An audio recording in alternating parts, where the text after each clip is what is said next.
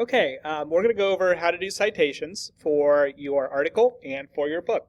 So this is EasyBib, which I think you're all familiar with. We're going to go to Create Citations. I'm going to click on that.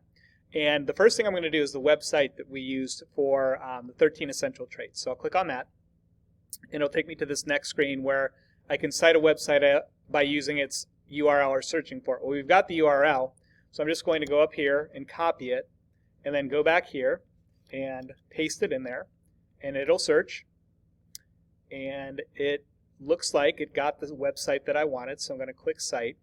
And you could just kind of click through all this. It's just kind of having you double check things, but everything for this one will be correct. So you click Continue. It'll have you add any information that you have, but we've kind of got all the information we need.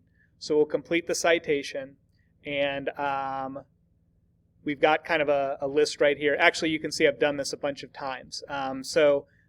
What I can do is, or what I want to do for this is to click it and go to copy citation right there. What I do not want to do is just click it right here, because then I'll get the green background, and I don't want that. So make sure that you just click the copy citation and get it that way.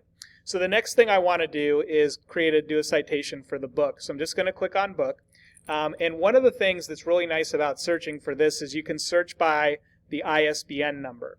And the ISBN number will be on the back of your book, right above the barcode. You'll see something that says ISBN, and it'll be, I think, 13 numbers. And you just type that in, and it'll bring up your book.